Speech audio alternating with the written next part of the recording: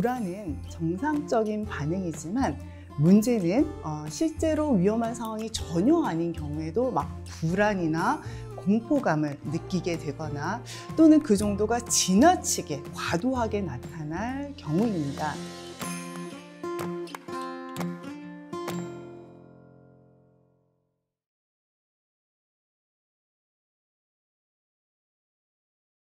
안녕하세요. 내 정신 좀봐 구독자 여러분, 정신건강 바로 알기의 하경희입니다. 오늘은 많은 분들이 쉽게 생각하지만 또 실제로는 우리 생활에 많은 영향을 주는 불안에 대해서 이야기해 보려고 합니다. 불안은 자신이나 주변 사람이 위험한 상황에 처했을 때 나타나는 아주 정상적인 반응입니다. 또 인간이 위험한 상황에 대처할 수 있도록 하는 중요한 기능을 하기도 하죠. 우리는 시험을 앞두고 막 불안하기 때문에 노는 것에 아주 큰 유혹을 뿌리치고 공부를 하게 됩니다. 또 운전을 할 때 교통사고가 나지 않을까 불안하기 때문에 안전운전을 하게 되고, 또 중요한 발표를 망칠까 두렵기 때문에 열심히 준비하고 연습하게 됩니다. 이렇듯 불안은 우리에게 아주 당연하고 중요한 기능을 하지만 우리 사회는 불안이 과도하게 높은 사회이기도 합니다. 늘 경쟁하고 평가받고 실제 사고나 재해도 많이 일어나고, 또 요즘에는 직장에서의 이 불확실한 미래도 많아지면서 어쩌면 늘 불안할 수 있는 환경에 놓여 있기도 합니다. 실제로 우리나라의 정신건강 실태조사에 따르면 이 불안 장애를 한 번 이상 경험한 경우가 9.3%로 나왔습니다. 거의 10명 중 1명꼴로 흔하게 경험하게 되는 거죠. 불안은 정상적인 반응이지만 문제는 실제로 위험한 상황이 전혀 아닌 경우에도 막 불안이나 공포감을 느끼게 되거나 또는 그 정도가 지나치게 과도하게 나타날 경우입니다.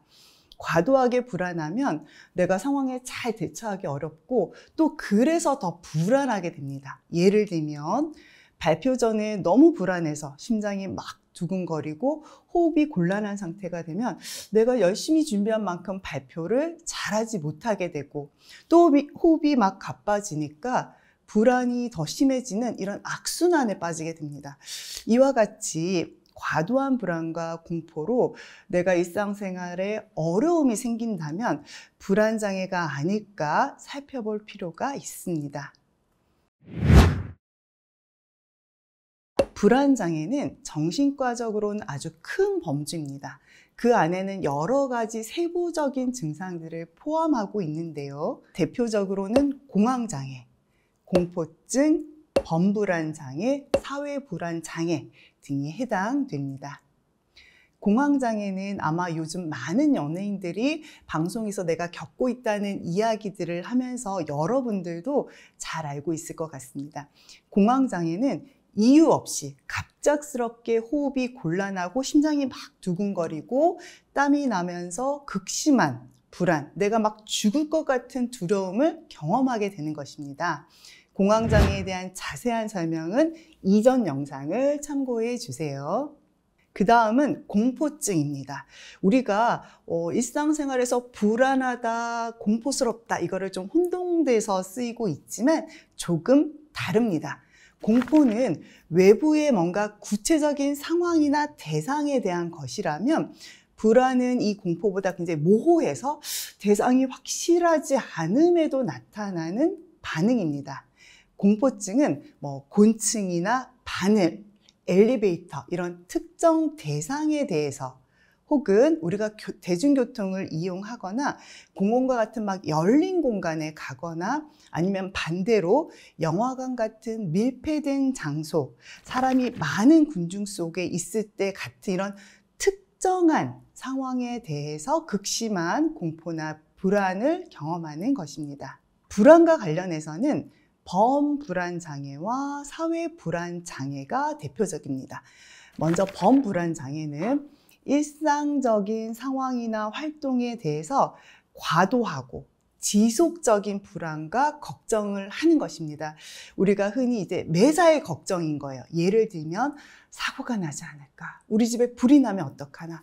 또 사기를 당하면 어떡하나? 이렇게 이런 일상에서의 모든 지나치게 걱정하면서 늘 초조하고 안절부절하고 긴장되고 그러다 보면 막 피곤하고 밤에 잠도 잘 못 자는 이런 불면증이 생기게 됩니다. 그에 반해서 사회불안 장애는 주로 사람들에게 내가 주목받고 평가받는 것. 그래서 내가 뭔가 막 그런 상황에서 당황하지 않을까, 내가 창피를 당하지 않을 거에 대한 과도한 두려움을 갖는 것입니다. 대표적으로 사람들 앞에서 막 발표할 때, 아니면 낯선 사람들을 만날 때, 혹은 내가 불편한 사람들과 음식을 함께 먹을 때 굉장히 과도한 불안과 공포를 느끼게 되고, 그럼 어떨까요? 의도적으로 피하게 됩니다. 어떻게든지 사람들에게 주목받고 함께하는 이런 상황들을 막 피하려고 노력하다 보니 사회생활에 어려움이 초래됩니다. 그렇지는 않습니다. 앞서 말한 것처럼 불안은 인간이 살아가는 데 필요한 아주 정상적인 반응이기 때문에 적절하게 조절하고 대처할 수 있으면 전혀 문제되지 않습니다. 내가 이런 거미 같은 곤충에 대한 막 공포가 있어요. 그렇지만 내가 이 거미를 내가 접할 수 있는 상황을 피하거나 곤충이 많은 장소에 가지 않을 수 있다면 전혀 문제되지 않습니다. 혹은 사람들 앞에서 발표할 때 내가 많이 불안하지만 내 직업이 이런 발표를 하지 않아도 되는 일이거나, 아니면 내가 대학생이라 팀 과제를 해야 되는데 발표 외의 역할을 할 수만 있으면 전혀 문제될 것은 없습니다. 다만 불안으로 인해서 사람들과의 관계, 일상생활, 특히 직장생활에 문제가 초래된다면 좀 더 적극적으로 도움을 받는 것이 좋습니다. 내가 회피할 수 없는 상황, 예를 들면 대중 앞에서 발표를 하는 게 내 직업에, 내 업무에 굉장히 중요한 부분인데 그것에 대한 너무 과도한 불안을 느끼게 되면 발표를 안 할 수도 없고 또 불안해서 죽겠고, 그러면 이 불안이 점점 더 심해지는 악순환에 갇히게 됩니다. 그러면 보통 사람들은 이 불안을 피하기 위해서 혹은 낮추기 위해서 무언가에 중독되는 경우도 많습니다. 대표적으로 술이나 담배, 혹은 게임이나 도박, 쇼핑, 요즘은 때로는 마약에 몰입해서 이 불안 자체가 문제가 아니라 오히려 이 중독 자체가 더 심각한 문제가 되기도 합니다. 혹은 이런 불안한 상황을 점점 회피하게 되면 그러면 사람도 만나지 않아요. 직장도 그만두게 돼요. 아예 집 밖으로 나가지 않으려고 할 때, 이런 상황이 될 때는 적극적으로 도움을 받는 것이 좋습니다. 불안 증상이 심하다면 약물 치료가 효과적일 수 있습니다. 약을 바로 먹는 것에 대해 좀 걱정하시는 분들도 있는데요. 약물은 이 신체적인 반응을 안정화시켜 줍니다. 일반적으로 우리가 신체적인 질병들도 한번 생각해 보시면 그 질병의 원인이 뭐였건 간에 열이 너무 나면 일단 해열제를 통해서 열을 떨어뜨리는 것과 같습니다. 우리가 불안으로 해서 가슴이 막 두근거리고 호흡이 가빠지고 긴장되고 머리가 아프고 특히 잠을 잘 못 자는 이런 고통스러운 신체적인 반응들을 일단 약물 치료를 통해서 안정시키는 것이 좋습니다. 치료제로는 항불안제, 불안을 낮춰주는 항불안제가 빠른 효과가 있어서 급성기에는 중요하게 사용합니다. 하지만 장기적으로는 이 항불안제가 의존의 가능성이 있기 때문에 오히려 항우울제를 많이 사용합니다. 하지만 불안이나 신체적 증상이 심각하지 않다면 인지행동 치료를 우선적으로 시도해 보는 것이 좋습니다. 약을 써서 불안을 막 인위적으로 제거해버리고 나면 내가 그 불안을 좀 견뎌내고 극복할 수 있는 이런 연습을 할 기회를 놓치기 때문입니다. 불안장애를 접근하는 기본 원칙은 불안을 없애는 데 있지 않습니다. 불안이 생각보다 내가 견딜만 하고 불안하지만 잘 살아갈 수 있다는 것을, 또 내가 막 걱정하고 염려하는 것보다 막 파국적인 아주 심각한 결과는 생각보다 일어나지 않는다는 것을 경험해 나가는 것이 중요합니다. 인지행동 치료는 불안에 대한 나의 감정, 생각, 행동 사이의 관계를 살펴보고 상황에 나를 조금씩 변화시켜 나가면서 불안을 견뎌내는 경험, 자신감을 쌓아가는 것입니다. 우선 인지치료는 상황에 대한 나의 생각을 들여다보는 것입니다. 사람들은 어떤 상황을 접할 때 그에 대해서 이렇게 자동적으로 떠오르는 각자의 생각이 있습니다. 예를 들면 저기 지나가는 친구한테 내가 반갑게 막 손을 흔들었는데 친구가 보지도 않고 쓱 지나가요. 그러면 아예 날 못 봤나? 무슨 바쁜 일이 있나? 라고 생각하면 뭐 사실 별 감정이 들지 않겠죠. 근데 만약에 제가 날 무시하나? 날 싫어하나? 라고 생각하면 아마 화가 나거나 아니면 우울한 감정이 들 것입니다. 이처럼 사람들은 각자가 가진 기질 혹은 내가 이때까지 살아온 경험에 따라서 어떤 상황에 직면했을 때 떠오른 이 자동적 사고들이 있고 그 생각이 우리의 감정에 영향을 미치기도 합니다. 불안이라는 감정도 어떤 상황 자체라기보다는 그것을 내가 어떻게 해석하느냐에 따라서 달라질 수 있는 것입니다. 일반적으로 불안장애가 있는 분들은 어떤 상황에 대해 충분한 근거가 전혀 없음에도 불구하고 부정적으로 해석하는 경향이 있습니다. 사람들이 하는 표정, 태도를 보고 쉽게 사람들이 나를 싫어해, 사람들이 나를 무시해, 단정적으로 결론을 내립니다. 또는 어떤 상황에 대해 부정적으로 생각하는데 그것을 마치 최악의 상황까지를 미리 단정해 버리기도 합니다. 우리가 설령 그 사람이 나를 싫어한다고 해도 그로 인한 결과는 기껏해야 그 사람과 멀어지거나 만나지 않거나 하는 것이지 그로 인해서 내 인생이 막 최악의 파멸적인 결과를 가져오지는 않는다는 것을 우리가 인지하는 것이 중요합니다. 이처럼 인지치료는 불안을 유발하는 상황에서 자신에게 어떤 자동적인 사고가 있는지 살펴보고 이를 한번 변화시키는 연습을 해보는 것입니다. 우선 여러분들이 자신의 일상에 대해서 한번 기록해 보는 것이 좋습니다. 일기를 쓸 수도 있고요. 요즘은 SNS 비밀 계정을 만들거나 핸드폰에 메모 기능들을 활용하는 것도 좋습니다. 내가 뭔가 불안해요. 불안이 느껴질 때 이게 어떤 상황이었지? 그때 나한테 떠오르는 생각이 어떤 것이었는지를 기록해 보는 것입니다. 그렇게 한번 쭉 기록해 보고 그걸 다시 들여다보면 그때 내 생각이 정말 근거가 있는 사실인지 아니면 합리적인지 아무 근거 없이 내가 너무 단정적으로 생각한 것은 아닌지 아니면 그 상황에서 이렇게도 저렇게도 좀 다르게 생각해 볼 수는 없는지 스스로에게 질문을 던져보는 것입니다. 그리고 나서 제일 좋은 거는 만약 여러분이 내가 아니라 친구가 그런 상황이라면 어떤 조언을 해줄지 한번 생각해 봅니다. 예를 들면 사람들 앞에서 발표하는 걸 너무 불안한 친구가 있어요. 그럼 여러분들은 그 친구에게 뭐라고 말해줄까요? 너 발표 한번 잘못하면 끝장이야 라고 말할까요? 저라면 사람들은 생각보다 너한테 관심 없어. 실수를 좀 해도 세상이 무너지진 않아. 발표 이번에 좀 못해도 시험이나 과제에서 더 좋은 점수 받으면 되지 라고 말해줄 것 같습니다.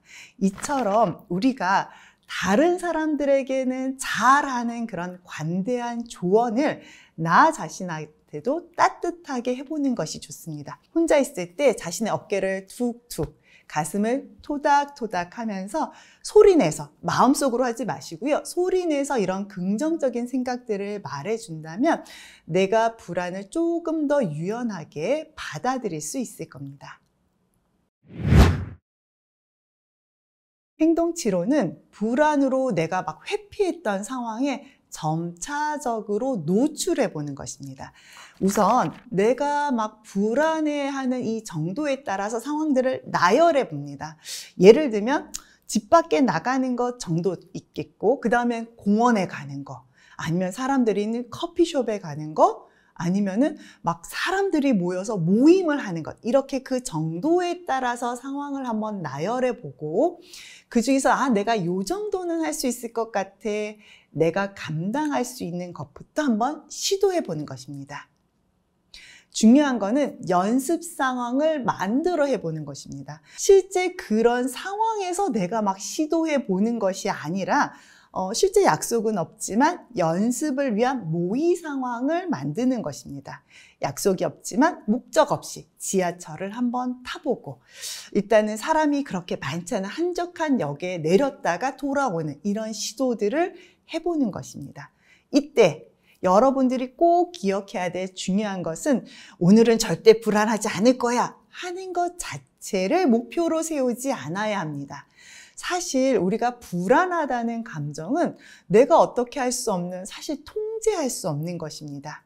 내가 막 회피했던 상황에 노출되면 당연히 불안해질 수밖에 없는데, 절대 불안해하지 않을 거야 하면 할수록 불안은 더 커지게 되고 난 안 되는가 봐 좌절하게 됩니다. 중요한 것은 불안한 건 당연해 라고 받아들이는 것입니다. 불안해하지 말자가 아니라 불안해도 괜찮아를 연습하는 것입니다. 불안 자체를 막 없애려 하거나 막 부정하기보다 불안할 거라고 예상하고, 불안하겠지, 내가 가면 불안하겠지만 그래도 견디면서 공원에 갔다 오는 것, 그것을 목표로 하는 것이 좋습니다. 그리고 아까 말씀드린 것처럼 자신에게 해줄 수 있는 힘나는 말을 소리내서 건네봅니다. 불안해도 괜찮아, 잘못하더라도 시도해보는 것 자체가 중요해. 오늘 너가 용기를 내는 것 자체가 정말 대단한 거야. 이렇게 불안한 상황에 스스로를 노출해 가면서 불안하지만 견뎌내는 아주 작은 성공 경험들을 쌓아가면 자신감을 생기게 됩니다. 불안한 상황을 회피하지 않고, 불안한 상황은 그대로지만 그것을 내가 견뎌낼 수 있는 힘이 나에게 있구나를 확인해가는 과정이 됩니다. 그러면서 점차 아까 우리가 나열했던 상황들 중에서 불안도가 높은 상황의 노출을 늘려가면 점점 더 자신감을 갖게 되고, 불안하지만 그것과 별개로 내 삶을 잘 살아갈 수 있구나를 배워가는 것이 행동치료의 핵심입니다. 불안을 많이 느끼는 사람은 삶에 대한 기준이 높고 완벽하지 않으면 실패라고 생각하고, 또 우리가 삶을 완전히 통제할 수 있다고 생각하는 경향이 있습니다. 특히 한국 사회에서 살아간다는 것은 이 잘 사는 삶의 기준이 아주 높습니다. 막 외모는 아이돌 몸매 정도는 막 돼야 좀 예쁘다 할 수 있고, 직업은 대기업에 연봉 1억 정도는 돼야지 제대로 된 직장이고, 뭐 집은 아파트 한 채 정도는 갖고 있어야 잘 산다고 생각합니다. 그러다 보니까 그 목표를 향해서 우리는 끊임없이 자신을 채찍질하고, 그러지 못하면 막 무능력한 것 같고, 우리가 그런 삶을 살지 못할까 봐 사실은 늘 불안해합니다. 한국 사람들이 생각하는 그런 평균의 삶, 평범한 삶이 실제로는 많은 사람들이 경험하는 그런 평균이 아닙니다. 요즘 결정장애라는 말 많이 들어보시죠? 혹은 많이 하시죠? 우리가 자꾸 완벽한 결정, 최선의 결정을 해야 된다고 생각하기 때문에 오히려 결정을 내리기가 너무 어려운 거죠. 혹은 결정을 내린 다음에도 내가 잘한 걸까? 혹은 더 좋은 게 없었을까? 계속 불안해질 수밖에 없습니다.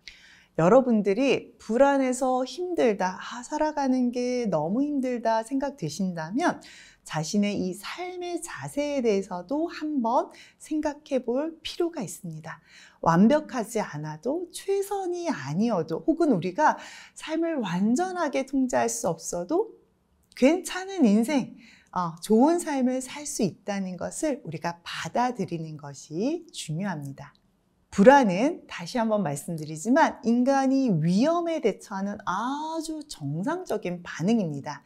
중요한 것은 늘 불안할 수밖에 없는데 이 불안을 부정적인 에너지가 아니라 긍정적인 에너지로 전환하는 것입니다.